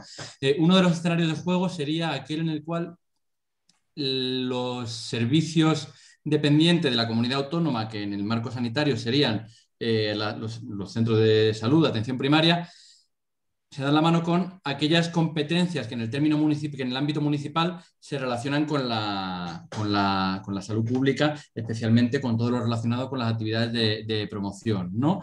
A ese respecto creemos que es fundamental establecer vínculos ahí, ¿no? En la legislatura previa, con Manuela Carmena, en los centros municipales de salud comunitaria se desarrollaron, por ejemplo, unas actividades de mapeo de activos en salud, ¿no? Que son, pues, digamos, uno de los aspectos fundamentales ahora de la visión que se llama salutogénica de la salud comunitaria. Eso no tiene, o sea, no hay ningún motivo que haga pensar que eso tiene solamente que quedarse en el ámbito del municipio de Madrid. De hecho, llevamos en el programa el desarrollo de una red de activos en salud en el marco comunitario. Pero su forma de operativizarlo tampoco tiene sentido pensar que se haga desde la verticalidad de la comunidad autónoma, sino que habrá que hacerlo en colaboración con esos tejidos vecinales y esas instituciones que están trabajando en la salud pública municipal de cara a desarrollarlo, ¿no? Entonces, orientación comunitaria de los servicios de salud desde la perspectiva de liberar tiempos, agendas específicas para esa orientación comunitaria de los servicios, la coordinación con el marco municipal, en el cual además el marco de la interprofesionalidad y de la multisectorialidad suele estar mucho más desarrollado, no solamente con trabajadores sociales, sino también, como tú comentas, con animadores y con diferentes figuras. También hay gente del ámbito de la sociología muy vinculada a la acción comunitaria, digamos, de calle, no solamente a la planificación desde el marco de lo teórico. Y eso, vehiculizarlo mediante proyectos concretos, como por ejemplo la red de activos en salud, ¿no? Digamos que ese sería el marco, ¿vale? Luego hay otros aspectos a diferentes niveles, como por ejemplo el desarrollo de la vigilancia epidemiológica de los determinantes sociales de salud, que es una cosa que está ahí en el disparadero pero no acaba de salir, y de hecho la Dirección General de Salud Pública se renombraría hacia Dirección General de Salud Pública y Determinantes Sociales de Salud, ¿no? Porque si no, y especialmente después del marco pandémico, parece que la salud pública se restringe solamente a aquello que tiene que ver con la vigilancia epidemiológica y nada más lejos. Y me he extendido demasiado. Completísimo, muchas gracias. Muchas gracias, Javier. A ver, ahora para preguntar, María José. A ver.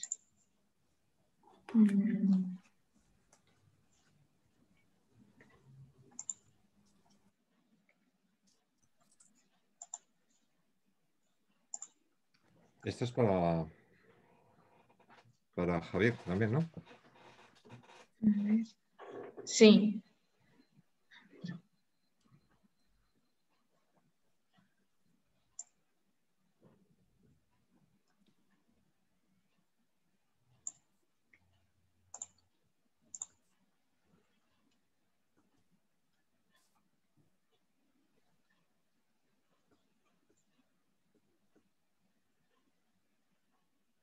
Hola, María José.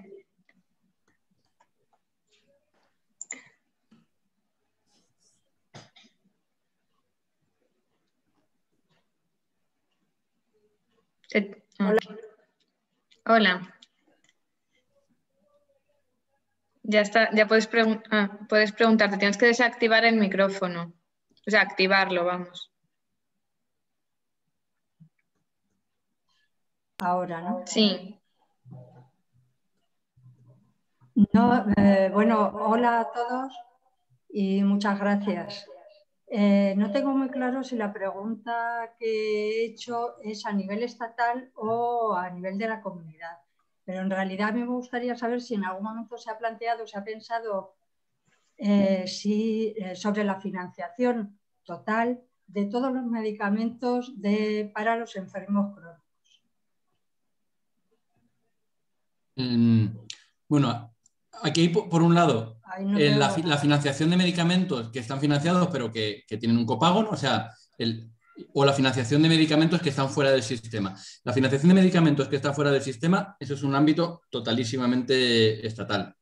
La financiación de medicamentos, o sea, el porcentaje de copago que copaga la población, es un marco estatal y las comunidades autónomas solo pueden actuar, digamos, en forma de reembolso, ¿no? No pueden hacer que la gente no los pague, lo que pueden hacer es reembolsos a posteriori. A ese respecto, el reembolso que nosotros llevamos, porque además es una política, está pensado pues, con el marco temporal de 2 años, está encaminado a intentar paliar aquellas situaciones que, de acuerdo con la encuesta europea de salud, con la muestra española de la encuesta europea de salud, suponen una mayor probabilidad de que la persona no tenga acceso a medicamentos por motivos económicos, ¿no?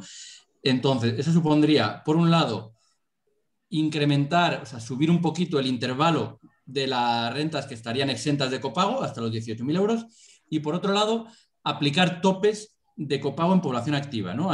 Una de las cosas que hizo la reforma del Real Decreto 16/2012 cuando puso el copago de los pensionistas es que puso el copago de los pensionistas pero con un tope mensual.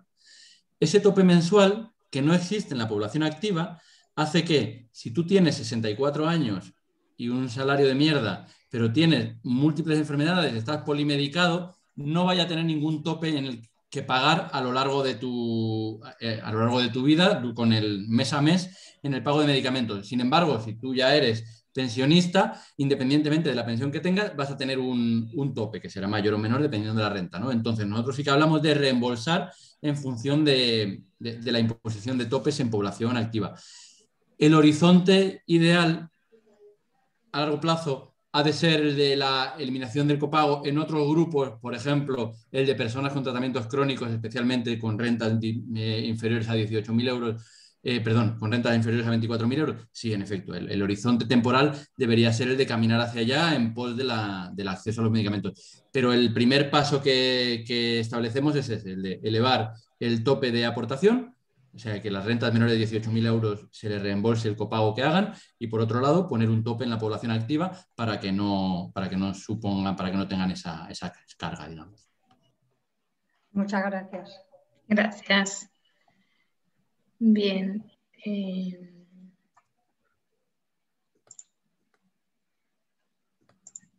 Vale, ahora le toca el turno a Alejandro.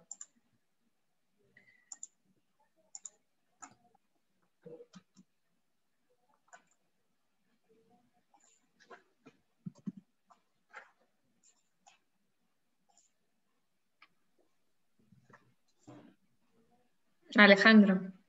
¿Me escucháis? Sí. Sí, bueno, no. Mi pregunta iba dirigida, no sé si una parte es para Javier y otra parte para Eduardo, pero bueno, sí.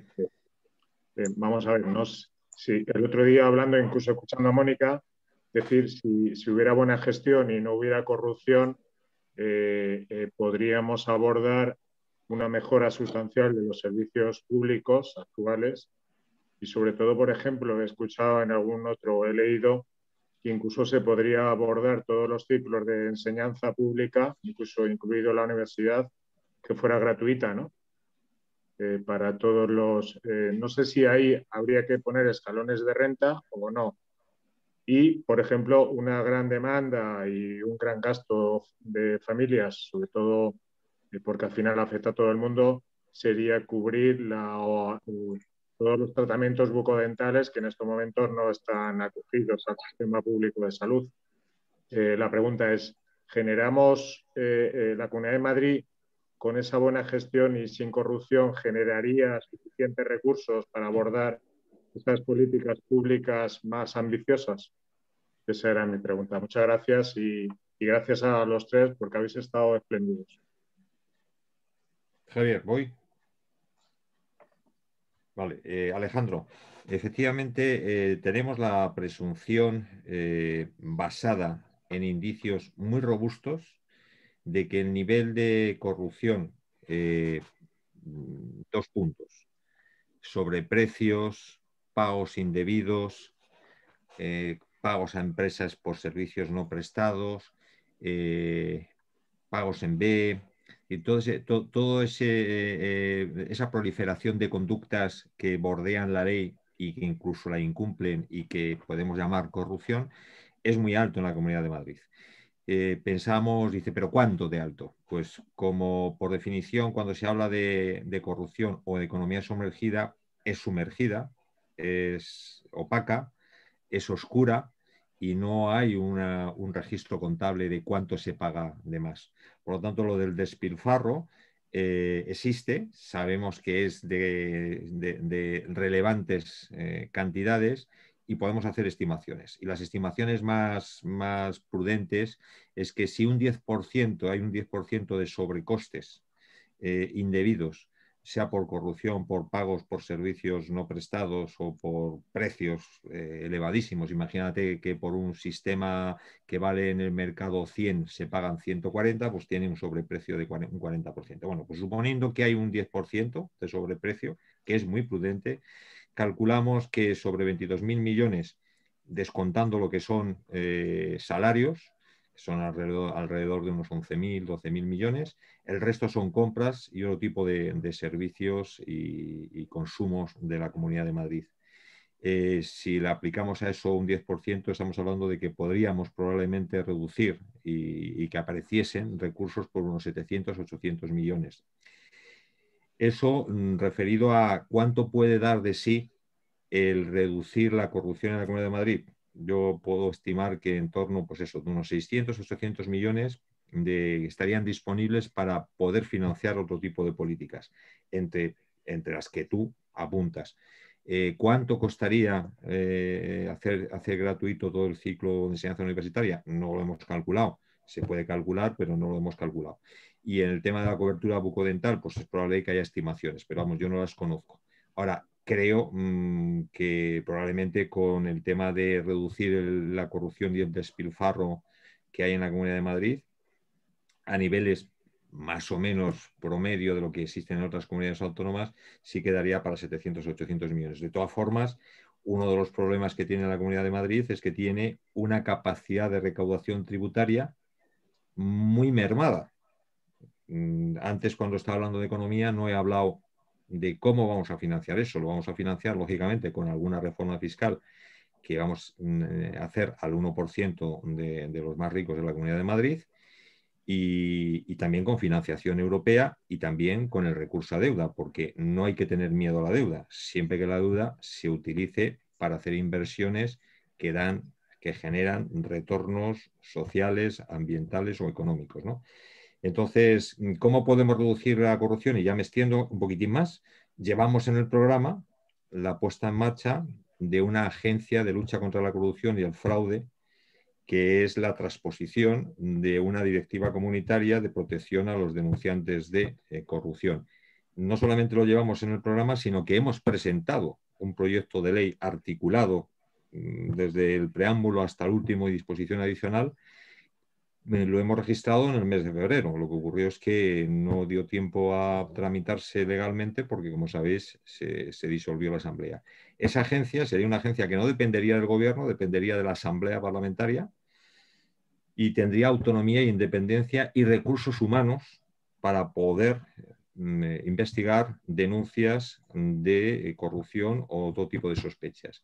Ya existe este sistema y existe en el País Valenciano desde el año 2017, está funcionando y está funcionando muy bien. Tiene 50 trabajadores, 50 funcionarios fundamentalmente, muy especializados y que son capaces de descubrir y poner coto y arrinconar las tramas de corrupción. O sea, que posibilidades de reducir la corrupción y que aparezcan recursos, haylos.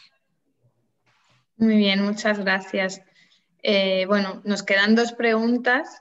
Estamos ya un poco fuera de tiempo, pero bueno, yo creo que merece la pena esta parte de interacción con todo el mundo que nos ha estado siguiendo. Bueno, pues voy a darle paso a Guillermo, que ya se puede conectar. A ver, un segundo.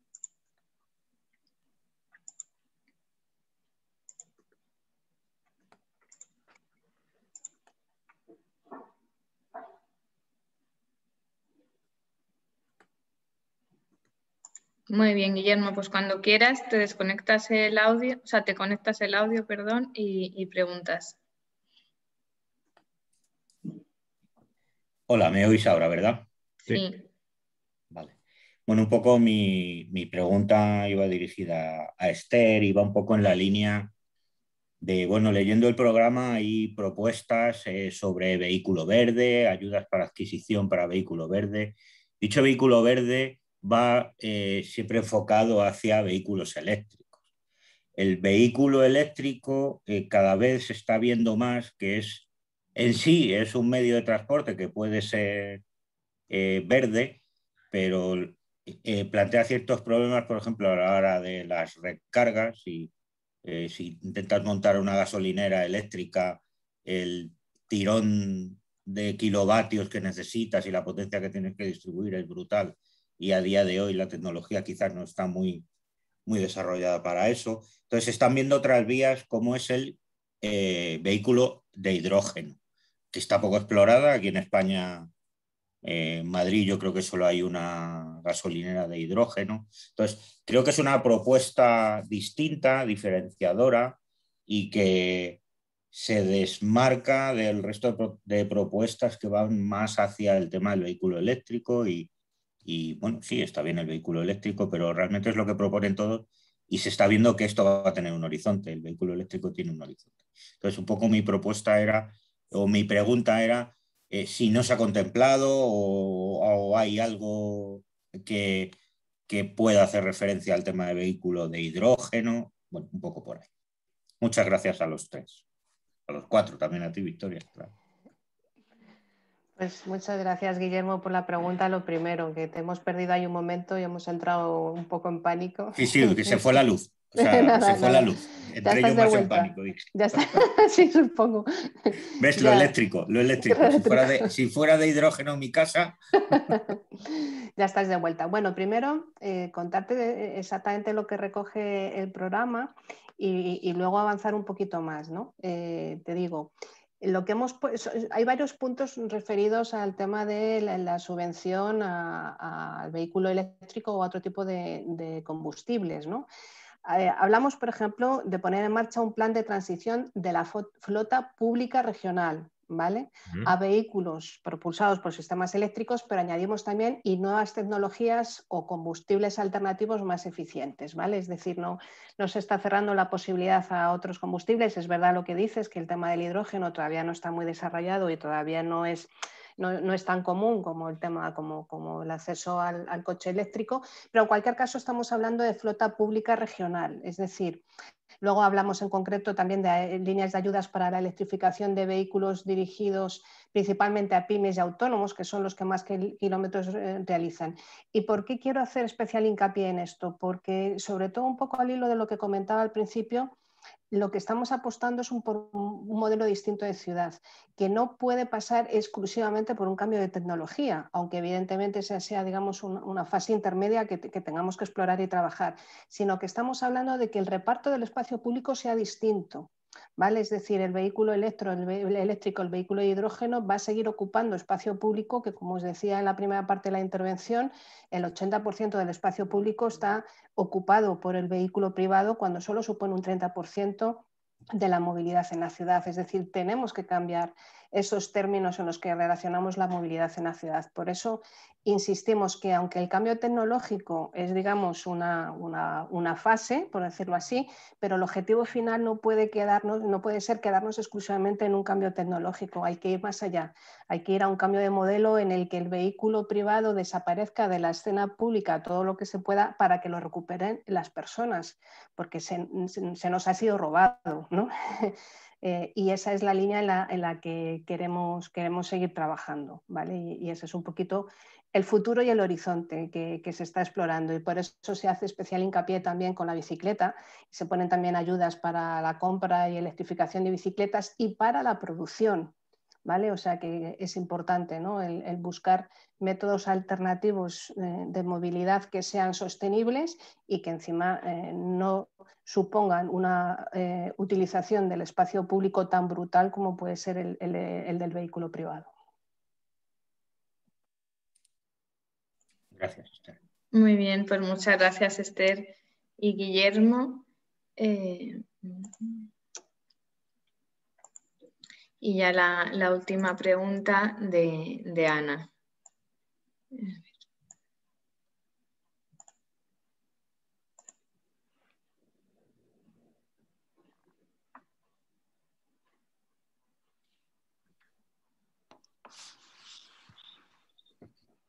Hola, no sé si me veis. Sí. Bueno, buenas tardes. Muchísimas gracias a Eduardo, a Javier, a Esther por estar aquí esta tarde con nosotros y con nosotras y por explicarnos también el programa que bueno, se queda corto de tiempo porque es un programa súper trabajado, pues no solamente por los y las profesionales, sino por toda la gente que está también en los sectoriales y que ha ido aportando durante todo este tiempo. Entonces, bueno, agradeceros muchísimo. Yo quería aprovechar para preguntaros, especialmente a Esther por el tema de medio ambiente y movilidad, ¿qué medidas se contemplan para fomentar el teletrabajo, considerando que el teletrabajo reduce la movilidad, especialmente en horas punta y con todo lo que se supone en el impacto ambiental y en la huella ecológica, y aceptando también que el teletrabajo pues, no es igual para todos los sectores, ¿no? Y todos los sectores no pueden adaptarse de la misma manera?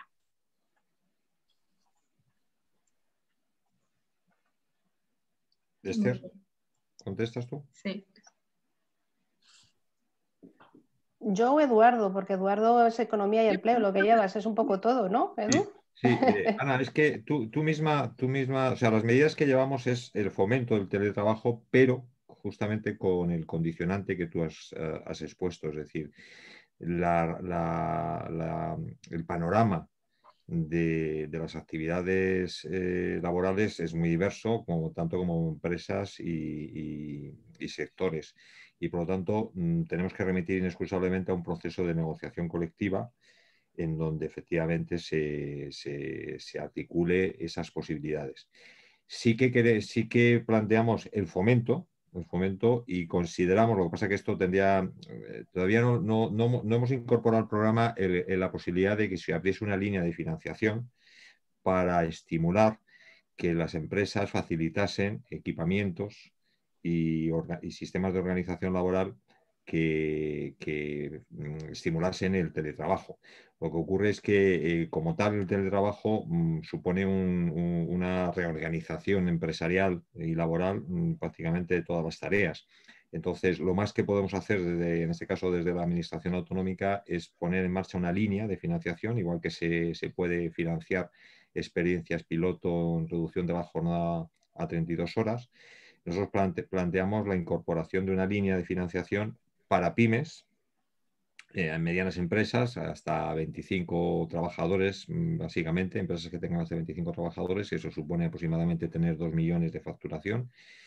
Y entonces ahí sí facilitar con ayudas públicas el que a las empresas faciliten equipamiento y para que los trabajadores desempeñen jornadas de teletrabajo, porque a lo mejor lo ideal sería un mixto, ¿no?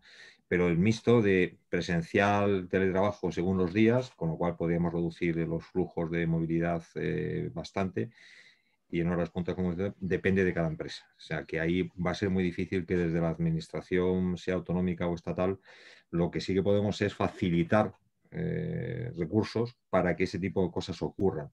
Entonces, si hay aquellos convenios, por ejemplo, de empresas o de sectoriales donde se incorpore el teletrabajo de una forma más intensiva, contarán con algún tipo de subvención las empresas por cada puesto de trabajo, por cada puesto en teletrabajo, ¿no? Pero ha habido un acuerdo en la Administración Autonómica, no sé si tú lo conoces, ha habido un acuerdo en medio de la pandemia, se llegó a un acuerdo con la Administración Autonómica del Gobierno del PP, que a nosotros nos parece que tiene muchas carencias, porque no se regula todo el tema de la conexión y desconexión, los derechos de desconexión, y también el tema de quién corre con los equipamientos necesarios para poder hacer teletrabajo, porque ahora mismo estamos todos teletrabajando y la mayoría de nosotros ponemos las sillas, el espacio público, el espacio privado, la conexión, el ordenador, el teléfono, el ADSL y todo esto. Y luego además hay un aspecto que sí que nos ha preocupado mucho en el tema de la aparición del teletrabajo de forma masiva, y es el tema de cómo se puede supervisar desde el punto de vista de la Inspección de Trabajo una nueva realidad. Porque claro, la Inspección de Trabajo no tiene herramientas actualizadas ni herramientas desarrolladas para poder hacer una supervisión de que se cumplen con los requisitos razonables de jornada y de derecho a desconexión. Es un terreno completamente sobrevenido y ha superado a la Inspección de Trabajo y a la Administración, pero es lo que ahora mismo llevamos en el programa. Gracias. No sé si Esther quiere añadir algo más. Lo ha dicho todo Eduardo, solamente a lo mejor añadir una cosilla nada más, que es lo que sí que queremos es empezar dando ejemplo nosotros con los trabajadores públicos, ¿no? Por eso se habla también en el programa de la elaboración de una nueva ley de función pública, donde se recoja las 32 horas, el teletrabajo, y como bien dice Eduardo, bien regulado, porque si no puede ser una trampa al final, ¿no? Si no recoges el derecho a la desconexión, el saber quién paga los suministros y todo este tipo de cosas, al final puede ser una trampa, y en vez de ser una herramienta para ayudar a conciliar la vida laboral con la vida personal, se convierte pues, en una trampa absoluta, y eso hay que regularlo también, y siempre dentro del ámbito de la negociación colectiva y del diálogo con los agentes sociales, por supuesto. Y Victoria, si me dejas un minuto, era solamente... Sí. Anteriormente un compañero había preguntado sobre el tema de las tecnologías de hidrógeno. Lo ha explicado muy bien Esther. No solamente, creo que no debemos confiar indefinidamente en las nuevas tecnologías para solucionar los problemas del cambio climático. Tenemos que hacer cambios en la organización y en la forma de vivir las ciudades y de vivir en general, ¿no? Pero si tenéis interés específico sobre el tema de cómo están los temas de las tecnologías energéticas, hay un grupo de trabajo en el sectorial de economía que se llama Grupo de Transición Energética y es súper especializados y te pueden poner al día exactamente de cómo están todas las tecnologías, en este caso del hidrógeno, y de las posibilidades reales de utilizarlas en automoción en vehículos, que realmente, por lo que a mí me llega, se habla básicamente de trenes y locomotoras de trenes, pero todavía el uso del hidrógeno en vehículos comerciales está la cosa un poco más complicada. Pero vamos, ya te digo que si tenéis interés... Como ejemplo, Guillermo, también me acabo de recordar lo que hizo Eduardo en el Ayuntamiento de Madrid. En nuestra época hicimos ya un proyecto piloto para poner autobuses de hidrógeno en la MT. Sí. Y al final el problema es que la autonomía y todo el tema no era la suficiente que se necesitaba pues, para poder prestar el servicio en una línea, y de momento eso no se ha seguido desarrollando, aunque bueno, en la medida en la que avance la tecnología seguramente se irá mejorando y serán cosas que se irán viendo, ¿no? Y por lo tanto ya no hablaremos solamente del vehículo privado, sino, como dice Eduardo, de cómo utilizarlo en el ámbito comercial y del de transporte público. Muy bien, pues muchas gracias. No sé si, porque como ya no ha hablado, no creo que Javier quiera añadir nada más. No. Vale. Pues nada, la verdad que ha sido un gusto esta reunión y pues muy interesante. Difícil resumir un programa de, bueno, casi 300 páginas que en un rato. Lo tenéis todo en la página web de Más Madrid, además categorizado, es muy fácil de ir a las medidas que os puedan interesar más.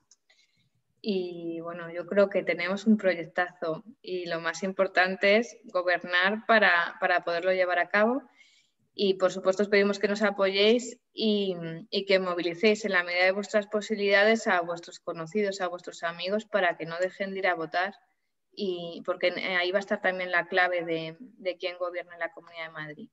Y bueno, que si queréis participar con nosotros o consultarnos cualquier cosa, el grupo de Más Madrid de Moncloa Aravaca, pues por supuesto estamos para recibiros y para todo lo que necesitéis. Y bueno, pues daros las gracias otra vez a Esther, a Eduardo y a Javier. Y nada, nos seguiremos viendo en toda la campaña y en lo que quede.